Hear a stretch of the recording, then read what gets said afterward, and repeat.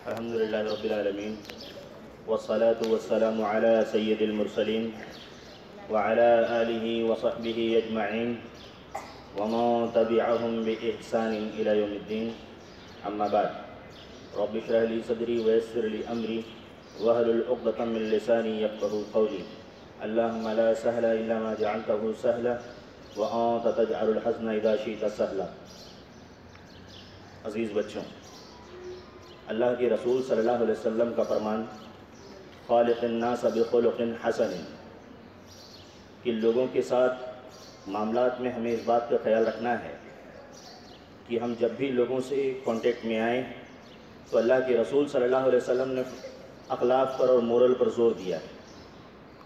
ایک انسان کا دوسرے انسان سے جب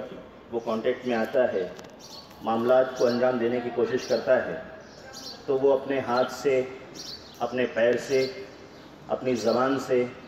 اپنی آنکھوں سے اور اپنے جسم کے مختلف پارٹ سے اللہ رب العالمین نے جو بندے کو نوازا ہے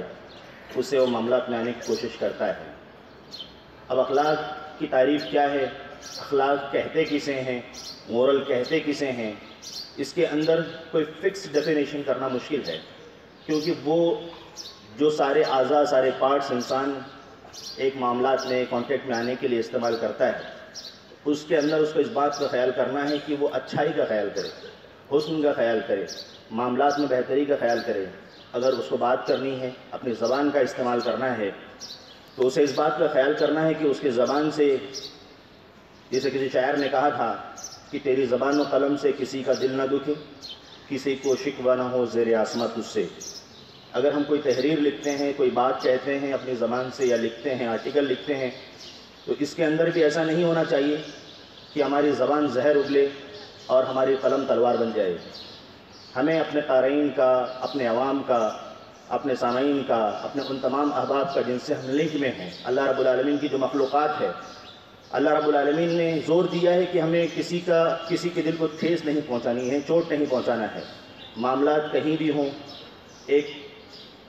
امام کے طور پر، مقتدی کے طور پر، ماتحت کے طور پر، ذمہ دار کے طور پر، ہر سطح پر، ہر شعبے میں ہم کو چاہیے کہ ہم اللہ کے رسول صلی اللہ علیہ وسلم کے اس فرمان کا خیال کریں کہ خالق الناس بخلق حسن، لوگوں سے معاملات میں اچھائی سے پیش آؤ، اچھے اخلاق سے. اور اللہ کے رسول صلی اللہ علیہ وسلم نے ایک حدیث کے اندر ارشاد فرمایا تھا کہ البر حسن الخلق، نیکی کیا ہے، اچھائی کیا ہے، اپنے معاملات میں اچھے اخلاق سے پیش آنا ہی نیکی ہے. اور اللہ کے رسول صلی اللہ علیہ وسلم نے تیسری حدیث کے اندر ارشاد فرمایا تھا بعثت لأتمم مکارم الاخلاق. اللہ کے رسول صلی اللہ علیہ وسلم ایک نبی تھے، ایک میسنجر ہیں، اور اللہ رب العالمین نے ان کے اوپر اپنی ذمہ داری کو لازم کیا ہے. لیکن اللہ کے رسول صلی اللہ علیہ وسلم نے اللہ کے پیغام کے ساتھ ساتھ اس حدیث کے اندر یہ ارشاد فرمایا کہ میں لوگوں کے درمیان جو مبعوث کیا گیا ہوں، بھیجا گیا ہوں نبی بنا کر، لأتمم مکارم الاخلاق، تاکہ میں اخلاق کو اس کی اونچی کوالٹی تک لے کر جاؤں، اونچائی تک پہنچاؤں. اب میری اور آپ کی ذمہ داری ہے کہ جب آپ ایک دوسرے سے جب بات کرتے ہیں، چاہے اسکول کے اندر ہوں، اسکول کے کیمپس کے باہر ہوں، تو ہمیں سامنے والے کی عزت کا خیال کرنا ہے، سامنے والے سے اچھے سے بات کرنی ہے، تمیز سے بات کرنی ہے. ورنہ معاملات جو دیکھنے میں آتے ہیں، افسوس اللہ کے رسول صلی اللہ علیہ وسلم نے فرمایا کہ ان ابغض الرجال الی اللہ للد الخصم، کہ سب سے نفرت اللہ رب العالمین جس بندے سے کرتا ہے وہ ایسا انسان ہے، ایسا مرد ہے جو ہمیشہ اس فراق میں رہتا ہو، اس کوشش میں رہتا ہو کہ وہ سامنے والے سے لڑائی اور جھگڑے کرے. ان ابغض الرجال، اللہ کے رسول صلی اللہ علیہ وسلم نے، ہم جیسے گرامر میں بھی پڑھتے ہیں گریٹر دین والا معاملہ، اسی طرح اللہ کے رسول صلی اللہ علیہ وسلم اس حدیث کے اندر روشنی ڈالتے ہوئے فرماتے ہیں کہ ابغض الرجال الی اللہ، اللہ کے نزدیک سب سے مبغوض، سب سے برا، سب سے زیادہ نفرت کا جو مستحق ہے اللہ رب العالمین کی نظر میں، ہمارا خالق، ہمارا مالک، جس نے ہمیں بنایا ہے اور ایک دن ہمیں تنہ تنہا اس کے سامنے حاضر ہو کر اپنے اپنے کام کے جواب دینے ہیں. ہم نے 12 کلاسوں میں بھی اس کو ذکر کیا. اللہ کے رسول صلی اللہ علیہ وسلم کہتے ہیں کہ ہم اپنے خالق کی نظر میں سب سے زیادہ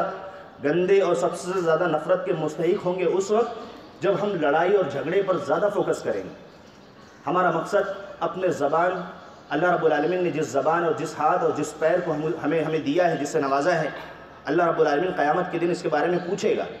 لا تزول قدم عبد حتى يسأل عن امره فيما افناه وعن علمه فيما فعل فيه وعن جسمه فيما ابلاه الى آخر الحدیث۔ اللہ کے رسول صلی اللہ علیہ وسلم نے ایک حدیث کے اندر 5 چیزوں کا ذکر کیا ہے، جس میں ایک حصہ اللہ کے رسول صلی اللہ علیہ وسلم نے فرمایا کہ جب تک اللہ رب العالمین ان 5 چیزوں کے بارے میں نہیں پوچھ لے گا، کسی بندے کی اتنی مجال نہیں ہوگی، اتنی جرت نہیں ہوگی کہ اللہ رب العالمین کے دربار سے اپنا پیر بھی ہٹا لے۔ اس میں سے ایک سوال جو اللہ رب العالمین پوچھے گا علم کے تعلق سے، ہم نے کیا سیکھا، کتنا عمل کیا۔ اب اللہ کے رسول صلی اللہ علیہ وسلم کی یہ حدیث ہم نے سن لی، اللہ رب العالمین کا فرمان ہم نے سن لیا، میں نے آپ نے اپنی زندگی میں اس کو کتنا نافذ کیا ہے،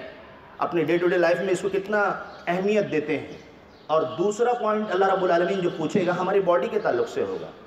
کہ ہم نے آپ کو 2 پیر 2 ہاتھ، سوچنے کے لیے صحیح دماغ، دیکھنے کے لیے صحیح آنکھیں اور بولنے کے لیے طاقت والی زبان دی تھی، اس کو اللہ رب العالمین کے راستے میں آپ نے کیسے یوز کیا ہے؟ کسی کی عزت آبرو کے اوپر الزام لگانے کے لیے اس کا استعمال کیا، کسی کے اوپر تانا کسنے کے لیے اس کا استعمال کیا، کسی کو برے نام سے پکارا، گندے گندے نام دیے۔ ہم نے جب اللہ رب العالمین نے قرآن کے اندر اس کو منع کیا ہے، اور ہم ان ساری چیزوں کا دھڑلے سے استعمال کرتے ہیں، جیسے کہ اللہ رب العالمین کے سامنے ہمیں حاضر نہیں ہونا ہے۔ ہمیں چاہیے کہ ہم اس غفلت سے اپنی آنکھوں کو کھولیں اور اللہ کے رسول صلی اللہ علیہ وسلم نے اپنے مختلف زندگی کے شعبے میں جو حکم دیا ہے اسے صحیح طریقے سے استعمال کرنے کی کوشش کریں۔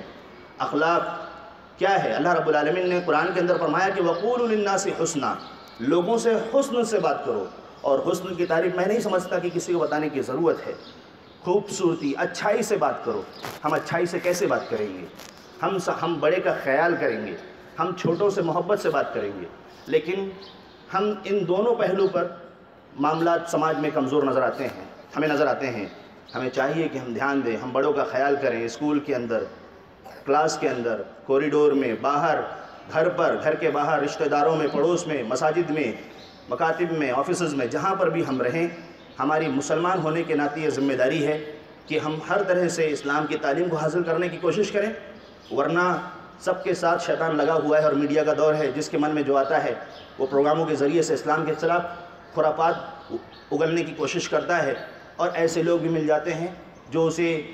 گمراہ لوگوں کا لیڈر بنا دیتے ہیں۔ ہمیں چاہیے کہ ہم دھیان دینے کی کوشش کریں، کہیں ہماری حرکتوں سے اسلام کے اوپر انگلی نہ اٹھے۔ اللہ رب العالمین سے دعا ہے کہ وہ ہمیں ایمان کی حالت میں زندہ رکھے، اور ہمارا خاتمہ ہو تو ایمان پر ہو۔ ہمیں یہ توفیق دے کہ ہم جب لوگوں کے ساتھ کانٹیکٹ میں آئیں، معاملات میں آئیں، تو اللہ کے رسول صلی اللہ علیہ وسلم کے فرمان کو سامنے رکھتے ہوئے اچھے اخلاق سے پیش آئیں، لوگوں سے اچھے طریقے سے بات کریں، اچھے طریقے سے میل جول رکھیں، لڑائی جھگڑے سے اجتناب کریں۔ اللہ رب العالمین ہم سب کو جنت الفردوس میں اکٹھا ہونے کی توفیق عطا فرمائے، آمین۔ وآخر دعوانا ان الحمد للہ رب العالمین۔ السلام علیکم ورحمۃ اللہ وبرکاتہ۔